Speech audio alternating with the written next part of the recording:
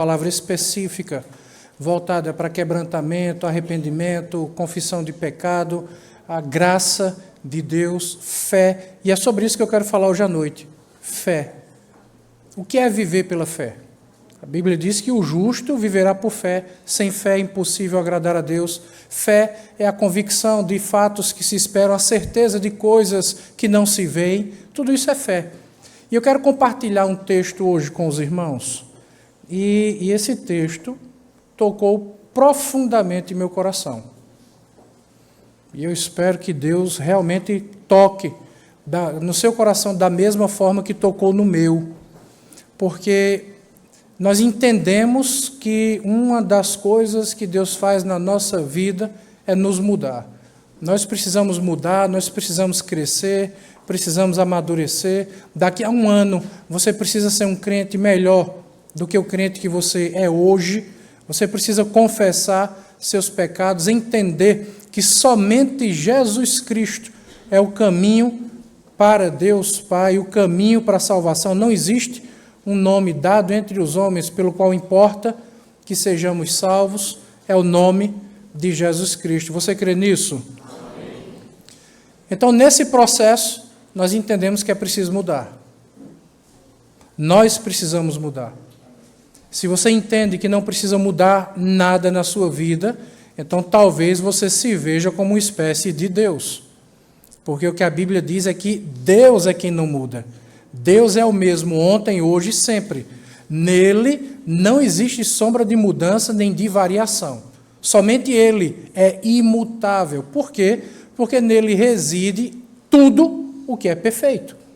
Tudo que é justo, tudo que é santo, tudo que é bom. Nós não. Nós precisamos mudar. E nesse processo de mudança, nós precisamos atentar para detalhes. Porque detalhes fazem toda a diferença, meu irmão. Diga para a pessoa que está do seu lado, detalhes fazem toda a diferença. Não ignore os detalhes. Nós temos que estar atentos, antenados. O radar precisa estar ligado para você conseguir detectar os detalhes, porque os detalhes fazem toda a diferença. E eu quero mostrar isso para você nesse texto. E o detalhe aqui é tão imperceptível que muita gente passa por cima e erra o caminho. Então abra junto comigo o texto de 2 Samuel. Nós vamos ler capítulo 5, do versículo 6 até o versículo 10. À medida que você achar, por favor, fique de pé em reverência à palavra de Deus.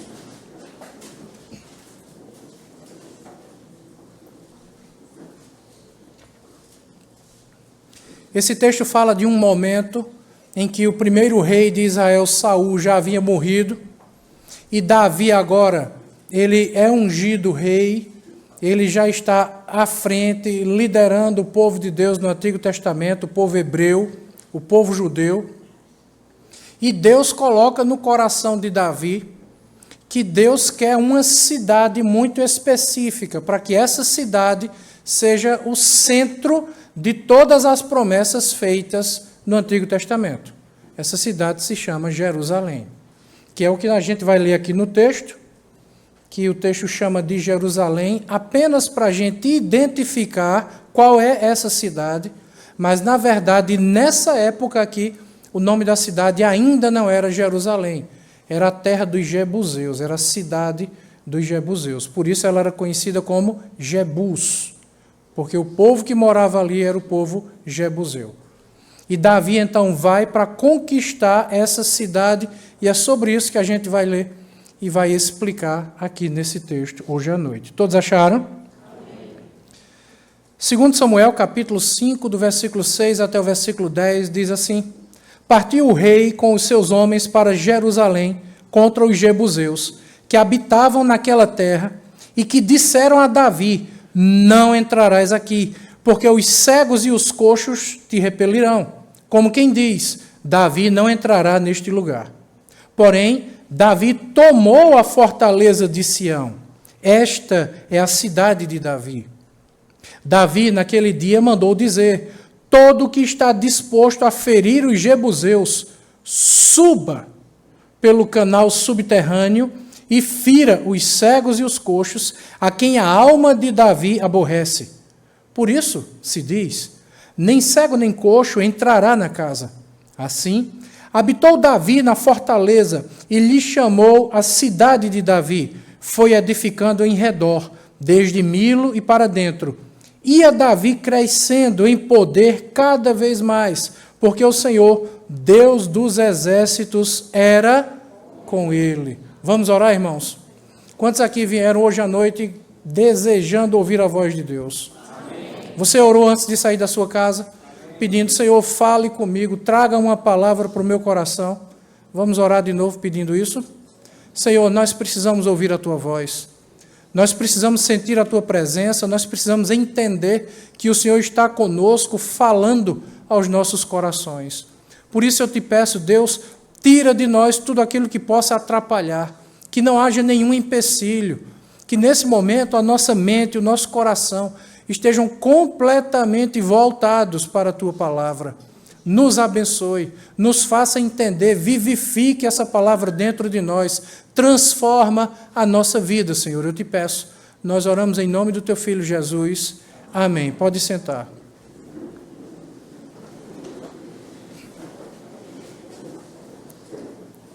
Eu queria pedir, se você está com o celular, por favor, desligue ou coloque no silencioso, para não correr o risco dele tocar no meio da mensagem.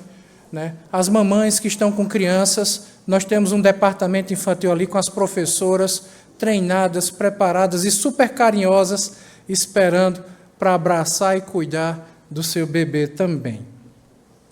Bom, queridos, eu vou precisar, de vez em quando eu faço isso, né? Eu vou precisar dividir essa pregação aqui em duas partes. A primeira parte vai ser uma aula. Se eu não der essa aula, vai ser muito difícil da gente entender o que esse texto está dizendo. Vai ser muito complicado da gente compreender essa passagem. E eu quero já chamar a sua atenção, porque toda a pregação vai ser centralizada apenas no versículo 8. Eu quero chamar a sua atenção apenas para o versículo 8. E, na verdade, toda essa pregação hoje vai ser centralizada em uma só palavra. Não é a palavra Davi? É Davi? Não é a palavra Jerusalém? Não é a expressão cidade de Davi? É uma palavrinha que está no meio desse texto, que faz toda a diferença.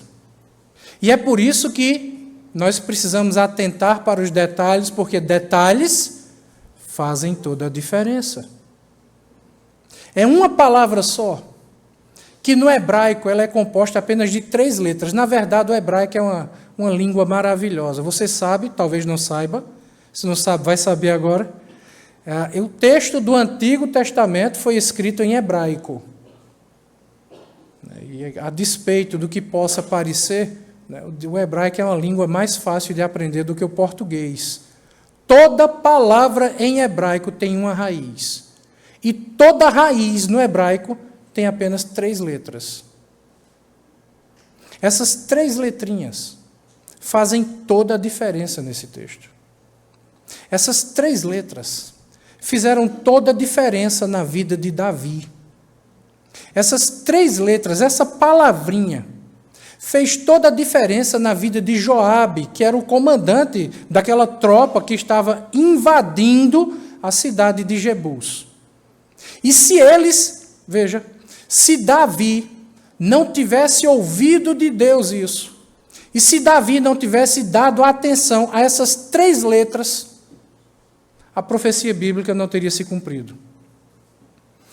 Davi ouviu, ele atentou, ele entendeu, ele gravou aquilo no coração, ele não esqueceu o que Deus disse. Ele não ignorou o que Deus falou. Davi foi um homem que se apegou aos detalhes daquilo que Deus disse. E quando Davi transmitiu isso para os seus homens, porque não foi Davi que invadiu a cidade, foram os homens de Davi que invadiram a cidade. Quando Davi transmitiu essa mensagem para aqueles homens que nós acabamos de ouvir, nós acabamos de ler, Aqueles homens deram uma atenção muito especial para o que Davi tinha falado.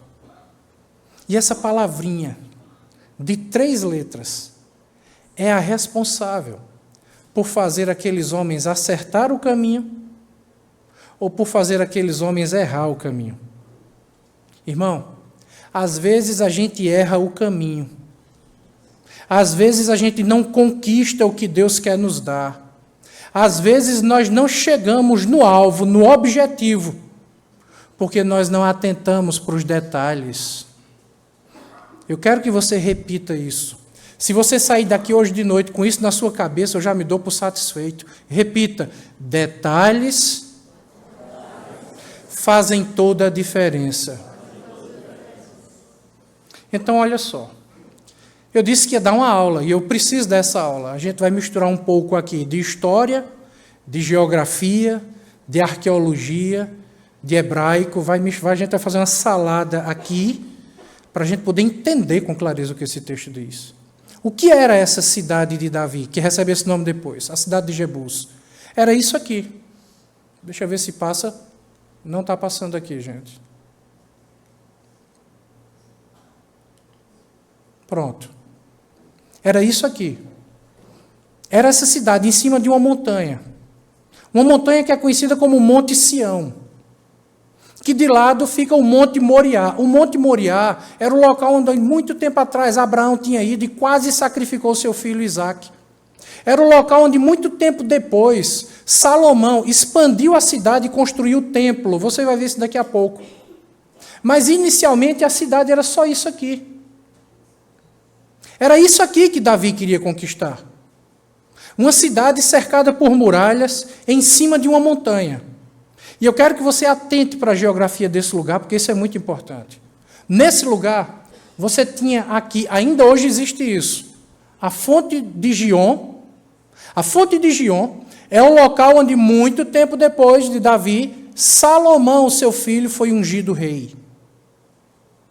No final da cidade, aqui, você vê, em destaque ali, você tem o tanque de Siloé, que é o local onde, muito tempo depois, Jesus cura o cego. Quem conhece a passagem? Jesus mistura a sua saliva com a terra, faz um lodo, passa nos olhos daquele cego e manda aquele cego se lavar nesse tanque de Siloé, que nesse momento da vida de Davi, não era chamado tanque de Siloé, era chamado de o açude inferior. Tem algumas passagens do Antigo Testamento que chamam de o açude velho. Não é o açude velho daqui de Campina Grande. Não é? Essa piscina, isso depois foi reformado e virou o tanque de Siloé. A palavra Siloé quer dizer o enviado. E aqui o que é que acontece?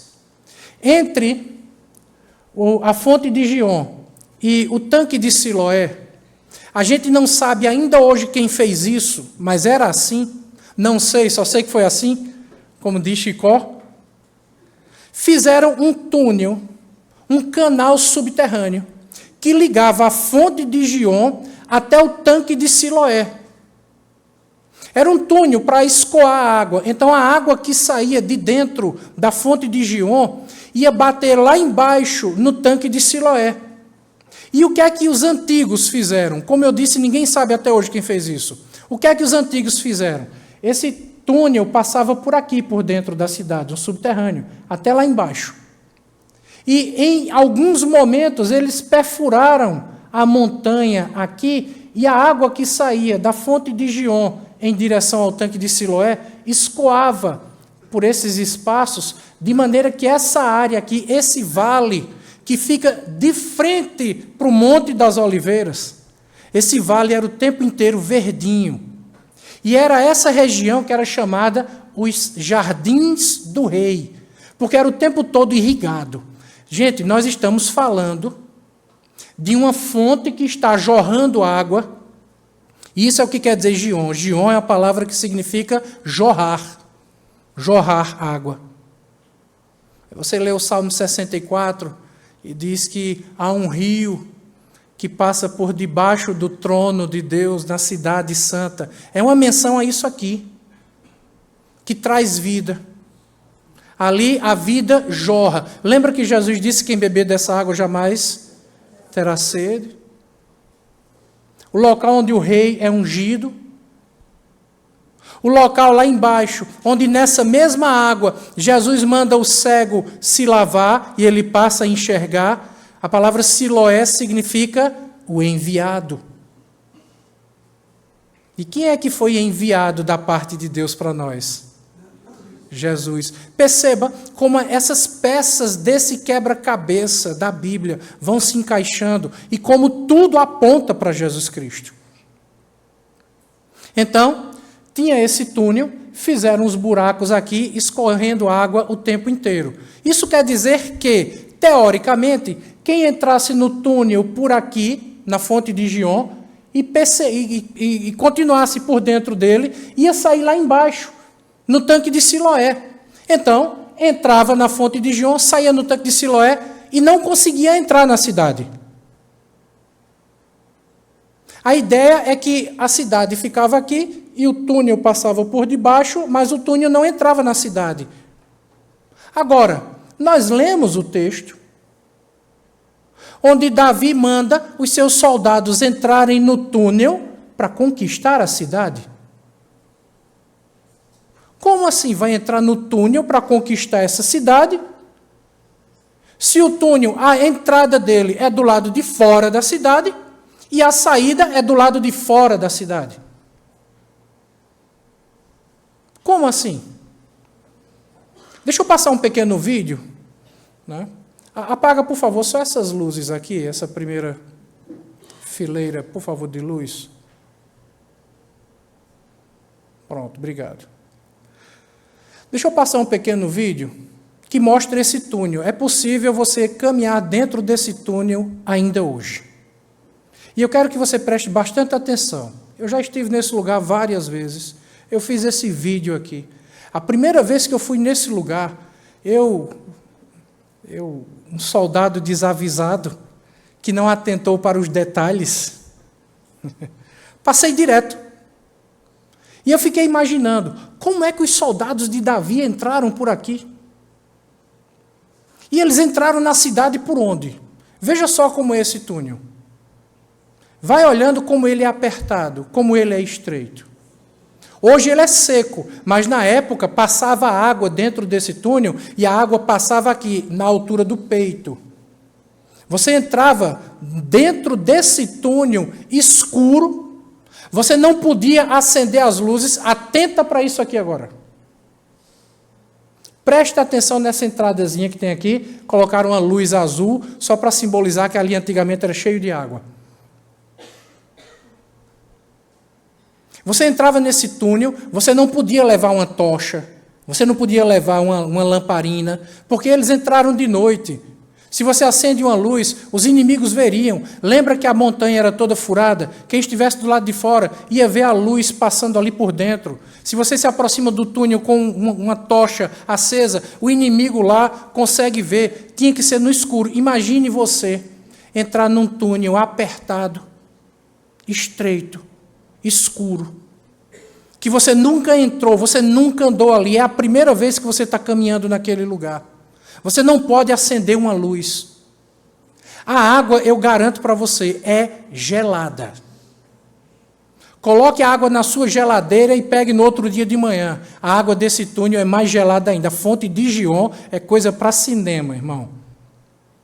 E você andar num túnel desse, escuro, apertado, estreito, que você não conhece, nunca viu, com a água gelada até a altura do peito, só a cabeça de fora.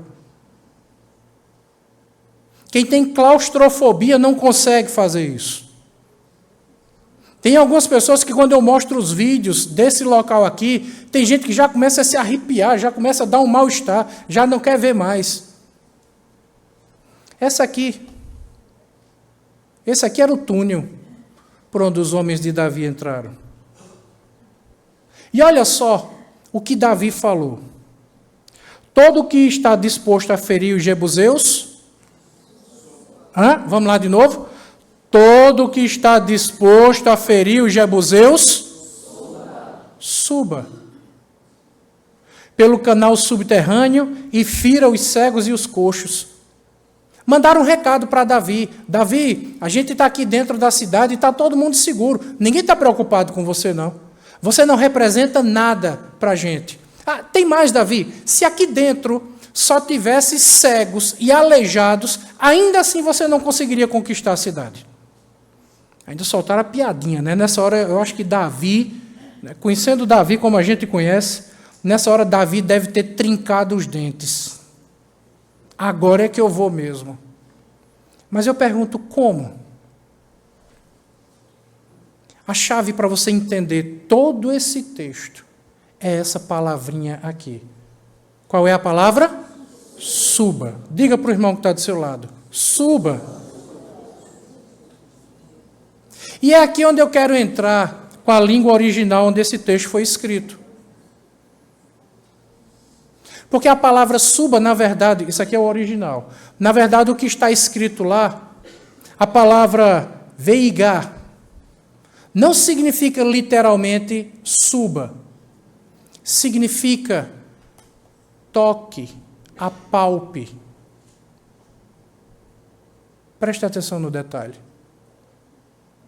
O que Davi está dizendo para os seus homens é: entre pelo túnel, não pode acender luz, vai estar escuro, vai estar apertado. Vocês não sabem o caminho, porque é a primeira vez que vocês vão andar por ali. E vocês vão ter que entrar e não pode andar de qualquer jeito. Não pode fazer barulho, não pode chamar a atenção do inimigo. E você vai ter que entrar apalpando a parede. E por que apalpando a parede? Porque exatamente aqui, nesta parte que vocês estão vendo, tem uma entrada secreta, que era coberta por água. Então eles iam andando, e, gente, você anda naquele túnel ainda hoje, não tem mais água, está seco. E você não presta atenção e passa direto, você não percebe aquela entrada. Imagine escuro, cheio d'água. Então ele tinha que entrar apalpando.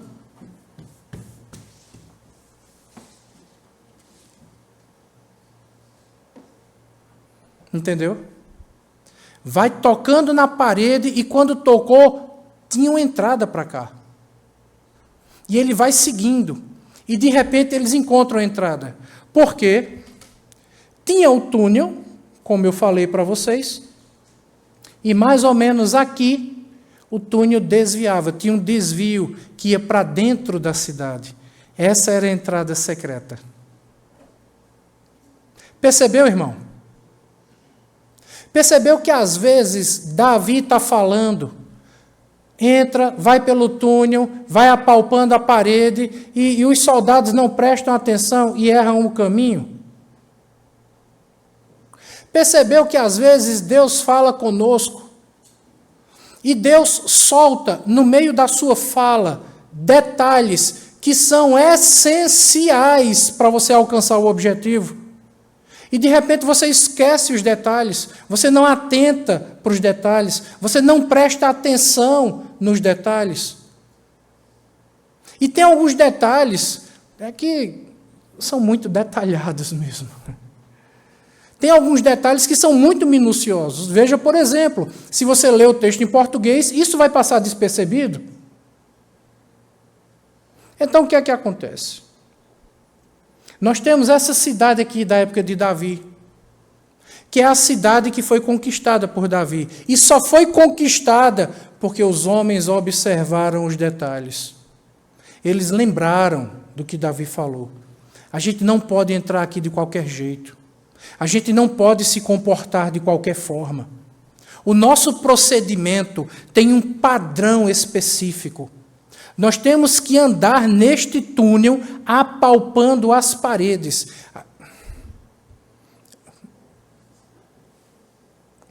Nós temos que andar não pelo que nós vemos.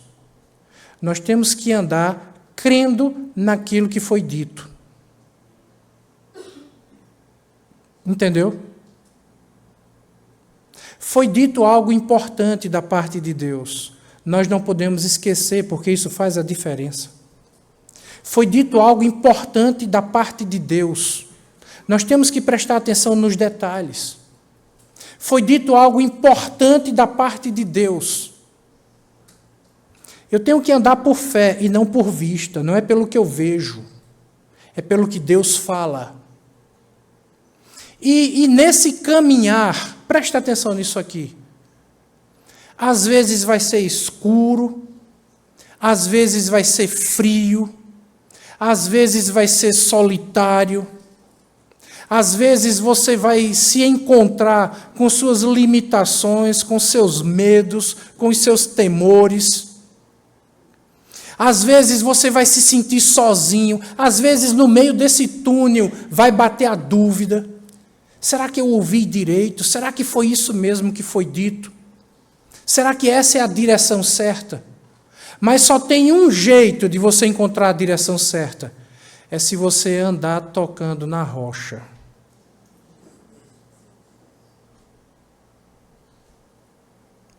Você não pode se desligar da rocha. Você não pode perder o contato com a rocha. Você não pode parar de sentir a rocha. Você não pode andar nesse túnel achando que não precisa tocar na rocha, como se você soubesse o caminho. Como se você já conhecesse. Todo túnel é igual, tem uma entrada e tem uma saída. É verdade, tem uma entrada e tem uma saída. Mas tem um desvio ali no meio do caminho que vai fazer toda a diferença. E é essa entrada secreta que vai levar você para o destino que Deus quer te dar. É essa entrada secreta que vai fazer você alcançar a promessa que Deus quer te dar. Mas para isso, você precisa o tempo inteiro estar tocando na rocha. E quem é a rocha? É Jesus. Então nós temos nesse texto um símbolo daquele que é ungido rei. Nós temos aqui o símbolo da água da vida. Nós temos aqui o símbolo do enviado, tanque de Siloé. Nós temos mais um detalhe que é dito nesse texto: os coxos e os mancos, os cegos. Tudo isso aponta para Jesus. Nós temos a rocha. Aqueles homens estavam dentro da rocha e a rocha estava dentro daqueles homens. Meu irmão, você precisa ter Jesus dentro de você, você precisa caminhar na rocha, você precisa tocar na rocha, você não pode se desligar da rocha. Eu vou ensinar hebraico para você. Diga naga. Sabe o que significa? Tocar, apalpar. Naga. Toque na rocha. Veia Tsuri, vá tocando na rocha. Vá tocando na rocha.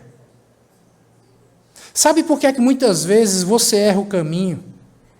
Sabe por que é que muitas vezes você dá um passo em falso? Sabe por que é que muitas vezes você não chega no objetivo que Deus quer que você chegue? Sabe por quê? Porque você acha que já conhece a entrada e a saída. Você acha que todo túnel é igual.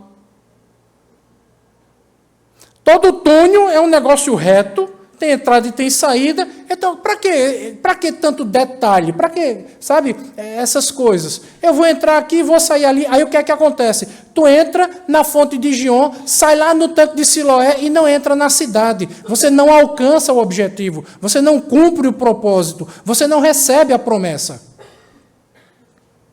E muita coisa deixa de acontecer por sua causa. Porque você não atentou para os detalhes. Porque detalhes, repita comigo, detalhes fazem a diferença. Não ignore os detalhes, não despreze os detalhes. Veja, uma palavrinha simples. Suba. Toque na rocha. Foi isso que fez com que eles não errassem o caminho. Querido, tem coisas na nossa vida que parecem óbvias. Que parecem óbvias demais. Coisas que a gente acha que já sabe fazer, que a gente é especialista, Sabe, que a gente já tem muita experiência, já tem muita vivência, já sabe como começar, como desenvolver e como concluir, e a gente termina errando o caminho por causa disso, porque a gente não atenta para os detalhes. E existe um detalhe ali no meio do caminho que vai surpreender você. Você não pode ignorar os detalhes. Deus quer te abençoar. Deus quer fazer coisas impressionantes na sua vida, mas você precisa entrar nesse túnel e você precisa caminhar pela fé. Não é por vista, não é pelo que você vê, não é pelo que você sente. Ninguém ali estava enxergando nada dentro daquele túnel. Eu levei minha esposa em Israel uma vez, ela caminhou comigo lá. E a gente gravou um vídeo, a gente caminhando lá. E com as luzes do celular acesas e enxergando tudo. E de repente eu apaguei de propósito a luz do celular. Olha como é escuro. Literalmente, gente, literalmente. Você bota a mão assim, você não consegue enxergar a sua mão. Geoffrey esteve lá também, não foi, Geoffrey? Você não consegue enxergar a sua mão assim. E é assustador. Você está num lugar apertado, escuro, com a água gelada, que você não enxerga, literalmente, aqui é o pé da letra, você não enxerga um palmo na frente do seu rosto. E eu apaguei a luz e minha esposa ficou com tanto medo, está gravado, que ela chamou meu nome 11 vezes. Robson, Robson, Robson, Robson. Não tem como se perder ali dentro. É assustador. Irmão, tem situações na nossa vida que serão assustadoras. Tem situações na vida que vai querer bater o desespero no seu coração. É como se você estivesse andando cego, às escuras. Você não enxerga as coisas. Você não consegue ver o que é que tem pela frente. Você não sabe o que é que te aguarda mais adiante. Você não sabe. Você precisa viver por fé. Deus fez uma promessa. Ele disse, entre nesse túnel, vá tocando na rocha. Toque na rocha. Quer chegar no destino? Toque na rocha. E você vai chegar lá onde eu quero que você chegue. Você vai conquistar Jerusalém. A cidade vai ser sua. Então, meu irmão, às vezes bate o desespero, quer bater o pânico, quer bater a incerteza, quer bater a falta de fé. O que é que você precisa fazer? Tem coisas que você não precisa ver. Tem coisas que você não precisa explicar. Ah, mas está escuro. Ah, mas está muito frio, a água está gelada. Ah, mas eu estou me sentindo só. Meu irmão, toque na rocha, a rocha vai guiar você. É a rocha que guia você. É Jesus que guia você. Ele vai mostrar o caminho. Toca na rocha, meu irmão. Ah, diga de novo aí. Eu gostei de vocês falando hebraico. Naga. Não é nada, não, viu? Naga. Então veja só. O Senhor quer abençoar o seu povo. Tem algo a ser conquistado. Mas você precisa fazer as coisas do jeito de Deus. Não queira fazer as coisas do seu jeito. Às vezes a gente se acha muito experiente. Às vezes a gente acha que já sabe demais das coisas. Sabe? Faz uma graduação, faz um mestrado, faz um doutorado na vida. Não estou falando de faculdade, não. Estou falando da vida. Se acha o doutor da vida. Acha que já sabe como entrar, como sair, como desenvolver as coisas. Eu já sei o caminho. Ah, eu não preciso tocar na rocha. Para que isso? É por isso que erra o caminho. É por isso que não chega onde deveria chegar. É por isso que não recebe o que Deus quer dar. É por isso. Porque para de tocar na rocha. Nós não podemos nos sentir autossuficientes.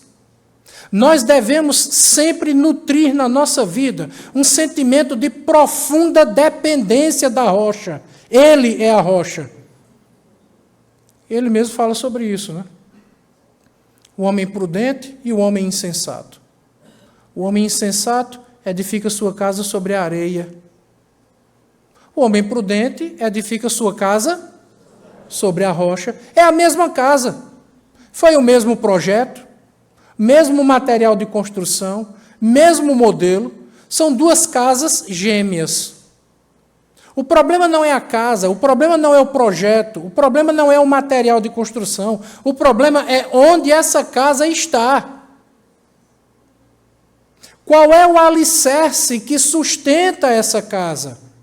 O alicerce de uma casa é a areia, o alicerce de outra casa é a rocha. E aí, quando vem a dificuldade, quando vem o vento forte, quando vem as intempéries, a casa que está edificada sobre a rocha permanece, prevalece, ela continua. Mas a casa que foi edificada sobre a areia vai ruindo, porque a areia vai saindo com o vento. Não precisa coisa forte não, é só uma brisa, vai tirando a areia, de repente a casa vai cedendo. A casa racha, a casa cai. Você não pode parar de caminhar na rocha. Você não pode parar de tocar na rocha. Agora, deixa eu mostrar para você o que é que acontece muito tempo depois, só porque esses homens que nós acabamos de ler no texto atentaram para o detalhe. Porque detalhes fazem toda a diferença. O que é que os jebuseus disseram para Davi? Davi, se aqui dentro da cidade só tivesse cego e coxo, vou repetir, dentro da cidade, se só tivesse cego e coxo, você não conseguiria entrar. Aí Davi disse, vai lá no túnel, toca na rocha, a rocha vai guiar você. E eles entraram. Essa aqui é a cidade da época de Davi. Mas essa daqui agora, passa a próxima, por favor. Essa daqui agora é a cidade na época de Jesus. Aquela primeira parte que você viu, é só isso aqui, ó. Olha aqui o tanque de Siloé já reformado. É só isso aqui, até aqui. Era a cidade de Davi. Ainda hoje é a cidade de Davi. Salomão assume o reino, expande a cidade para cá, constrói o templo, expande a cidade para cá, depois vem Herodes o Grande, aquela coisa toda. E aqui agora é Jerusalém na época de Jesus Cristo. Eu não quero que você esqueça o texto que nós acabamos de ler. É apenas o versículo 8. Toca na rocha. Porque eles disseram, se aqui dentro tiver cego e coxo, vocês não conseguem entrar. Está lembrado disso? Jesus, muitos anos depois, entra em Jerusalém. E a Bíblia só relata 2 milagres que Jesus fez dentro da cidade de Jerusalém. Quais foram esses milagres? Jesus curou o cego e manda ele se lavar onde? No tanque de Siloé. E ele curou um coxo aonde? No tanque de Betesda. O tanque de Siloé fica lá embaixo, no final da cidade. O tanque de Betesda fica lá em cima, no início da cidade. De uma ponta a outra, Jesus mostrou que é o Rei. Ele mostrou que é o Senhor dos Senhores. Agora, deixa eu mostrar mais claramente Jesus para você nesse texto. Porque nós estamos falando que o centro geográfico dessas coisas é a fonte de Gion. Está aqui bem no meio. Está aqui ela. Mas essa palavra Gion aparece em outra passagem da Bíblia. Quem lembra onde é que a palavra Gion aparece? Em Gênesis, no jardim do Éden. Deus plantou um jardim no meio do Éden, onde existiam 4 rios que saíam daquele lugar. Rio Tigre, Eufrates, o rio Pison e o rio Gion. E é ali, no Éden, onde tudo começa. O primeiro Adão pecou. O primeiro Adão caiu. O primeiro Adão trouxe o pecado. O primeiro Adão gerou o problema que nós estamos enfrentando ainda hoje. Por isso que nós envelhecemos, por isso que nós adoecemos, por isso que nós morremos, por isso que existe guerra, fome, por isso que existe desigualdade social, por isso que existe gente com deficiência física, com deficiência mental, por causa do pecado de Adão. Por isso que existe abundância de problemas no nosso planeta. Problemas climáticos, problemas geográficos, problemas políticos, todo tipo de problema. Porque o primeiro Adão pecou. E ele pecou no jardim do Éden. Quando Deus fala com Davi e diz: Davi, você vai entrar nessa cidade e você vai conquistar essa cidade. Mas você tem que começar pela fonte de Giom. Simbolicamente, o que Deus está dizendo para Davi é: nós temos que voltar ao início de tudo. Nós temos que voltar onde tudo começou, no jardim do Éden, onde o primeiro Adão pecou. E quando você lê Romanos capítulo 5, Jesus é apresentado como sendo o segundo Adão.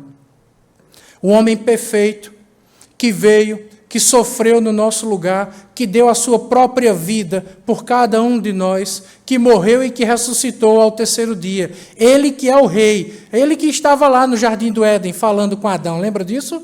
Lembra que Deus falava com Adão na viração do dia, todos os dias? Jesus aparece no jardim do Éden para falar com Adão e pergunta para ele: Adão, onde é que você está? Não, eu estava escondido aqui atrás dessa moita. Estava escondido atrás da moita aí por quê? Não, porque eu ouvi a tua voz, tive medo e me escondi. Ah, você teve medo? Você por acaso comeu da fruta que eu disse para não comer? Quem foi que fez você saber que estava nu? Não, foi a mulher que o Senhor me deu. Se o Senhor tivesse feito uma mulher melhor, isso não teria acontecido. Metade da culpa é de Jesus, a outra metade é da mulher, mas não é dele. E olha que Adão não tinha sogra. Então, o primeiro Adão trouxe um problema terrível para cada um de nós. Lá onde estava Giom, onde estava a fonte que jorra. É isso que quer dizer Giom, uma fonte que jorra. E agora o que é que Deus está dizendo para Davi? O que é que Davi transmite para os seus soldados? A gente só vai conquistar Jerusalém. A gente só vai entrar na Jerusalém. A Jerusalém só será nossa se nós voltarmos e entrarmos por Giom. A gente tem que entrar onde a água da vida jorra. Ali onde Salomão vai ser ungido rei, porque Jesus é o rei dos reis. Essa caminhada vai exigir de cada um de nós viver por fé. Porque tem coisa que a gente não vai saber explicar. Os soldados não pediram explicações a Davi. Davi, por que entrar tocando na rocha? Davi, por que tem que ser pelo túnel? Ah, tudo bem, tem uma entrada. Davi, onde é a entrada? Eles não ficaram pedindo explicações. Eles não ficaram fazendo cálculos. Sabe, eles não ficaram querendo racionalizar a coisa. O que foi que Deus disse? Tem que voltar para Giom, tem que mergulhar onde a água jorra. Isso vai exigir de cada um de nós andar muitas vezes num túnel escuro, onde a gente não consegue ver, onde a gente não consegue explicar, mas a gente precisa tocar na rocha. E à medida que a gente vai andando, tocando na rocha, a gente vai sendo banhado por essa água do Espírito, essa água da palavra. Lembra que Jesus fala disso aqui para Nicodemos? Lembra? A necessidade da água do Espírito na nossa vida. Veja como todas essas coisas são simbólicas e como todas elas apontam para Jesus. Eles entram e conquistam a Jerusalém. Por que eles entraram na Jerusalém? Por que eles passaram a fazer parte da Jerusalém? Por quê? Porque eles voltaram ao início de tudo. É o segundo Adão, é Jesus. Porque eles foram todo o trajeto tocando na rocha, que é Jesus. Porque eles foram o tempo inteiro confiando na palavra que foi dita por Jesus. Porque eles foram o tempo inteiro sendo banhados por essa água, que é Jesus. E, finalmente, eles entram na cidade e conquistam a Jerusalém. Aí, quando você vai ler o texto de Apocalipse, essa Jerusalém simboliza o quê? A Jerusalém celestial. É o povo de Deus. Como é que você consegue fazer parte do povo de Deus? Como é que você consegue receber o dom da salvação? através de Jesus, o segundo Adão. Ele é a nossa rocha. Ele é a nossa água, Ele é o nosso rei, Ele é aquele que faz você andar direito, Ele cura o coxo, Ele é aquele que faz você enxergar as coisas da maneira certa, Ele é aquele que cura o cego. Sabe o que é que Jesus faz para curar aquele cego? E manda ele lá no tanque de Siloé. Siloé, que quer dizer o enviado. Sabe o que é que Jesus faz? Ele cospe no chão. E ele mistura o seu cuspe com a terra. Cuspe é sinal de humilhação. A terra é um símbolo do homem. Do pó vieste, ao pó voltarás. A humilhação de Jesus, o cuspe, transforma a nossa natureza e nos faz enxergar as coisas como de fato elas são. Meu irmão, se você lê esse texto e não enxergar Jesus nesse texto, você ainda está cego. Você precisa entrar por esse túnel. E, por favor, passe direto agora e vá para o tanque de Siloé para lavar seus olhos. Depois você volta. Você volta para entrar na Jerusalém celestial. Jesus é o nosso rei, meu irmão. É por isso que nós estamos aqui. Ele é a nossa rocha. Diga para o irmão que está do seu lado. Jesus é a nossa única rocha. Você quer alcançar o alvo? Preste atenção nos detalhes. Deus fala os detalhes para você. Deus diz onde você está, Ele diz onde Ele quer que você chegue, Ele diz como você chegar lá, e nesse trajeto todo, não pare de tocar em Jesus, não largue a mão de Jesus. Lembra que eles tiveram que entrar pela fonte de Gion, eles tiveram que voltar ao início de tudo. Tem uma música que diz isso, né? Quero voltar ao início de tudo, encontrar-me contigo, Senhor. Quero rever meus conceitos, valores eu quero reconstruir. Vou regressar ao caminho, ver as primeiras obras, Senhor. Eu me arrependo, Senhor, me arrependo, Senhor, me arrependo, Senhor. Eu quero voltar ao primeiro amor, ao primeiro amor. Eu quero voltar a Deus.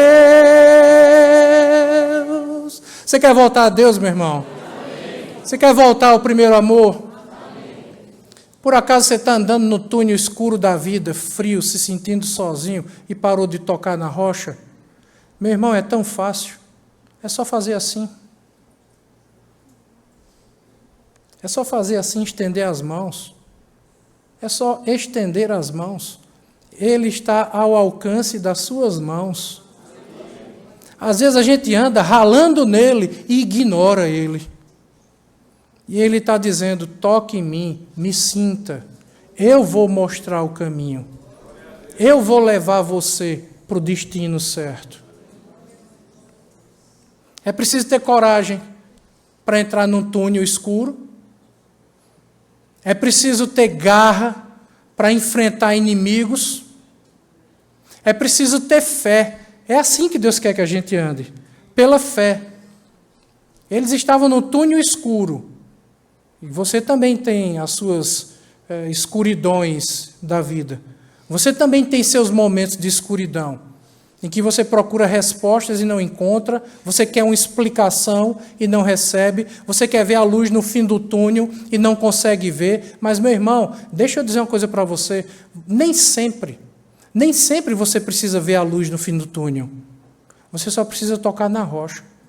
Jesus vai guiar você.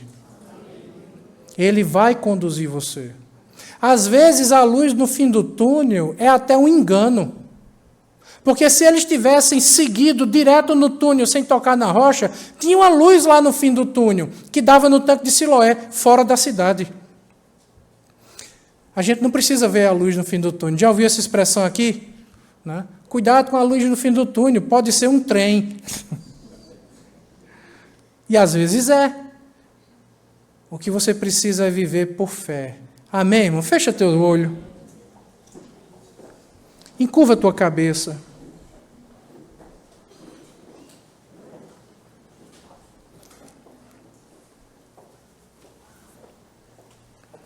Nós precisamos seguir por fé.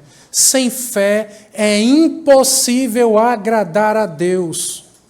Porque é necessário que aqueles que se aproximam de Deus creiam que Ele existe e que Ele recompensa aqueles que creem nele. Diga junto comigo, sem fé é impossível agradar a Deus. Eu creio, meu irmão, eu creio com todas as minhas forças que Deus tem uma bênção especial para derramar na sua vida hoje à noite. Mas isso é alcançado por fé. Nós não fazemos contas, não é matemática. Nós não queremos racionalizar a vida com Deus. Nós não queremos explicações humanas para as coisas dessa vida. Eu estou falando da vida com Deus. Nós queremos simplesmente tocar na rocha e a rocha vai nos guiar. É isso que o Senhor vai fazer. A rocha vai nos guiar. Pai, eu quero pedir pela vida de cada irmão que está aqui. Quero pedir pela vida de cada pessoa que está aqui, Senhor. Derrame graça, fortaleça na fé. Nós queremos seguir por fé. Apesar das dificuldades, apesar dos desafios, nós queremos seguir por fé. Nós não queremos tirar a mão de Jesus. Nós não queremos deixar de tocar na rocha. Nós precisamos ser banhados pela água do Espírito. Nós precisamos que o Senhor nos guie em momentos de escuridão, em momentos de dúvida, de solidão. Nós precisamos ouvir a Tua voz, nós precisamos que o Senhor nos ensine, nós precisamos atentar aos detalhes. Nos ajude, Senhor, porque tantas vezes o Senhor fala detalhes que passam despercebidos, detalhes que são esquecidos. Não nos deixe esquecer o som da Tua voz. Não nos deixe esquecer aquilo que o Senhor tem falado conosco. Fortaleça a nossa fé, eu te peço, Senhor, derramando graça, nos enchendo com o Teu Santo Espírito. Deus, eu te peço, seja conosco, abençoe a Tua igreja, o Teu santo povo. Nós oramos em nome de Jesus. Amém. Fica de pé, irmão.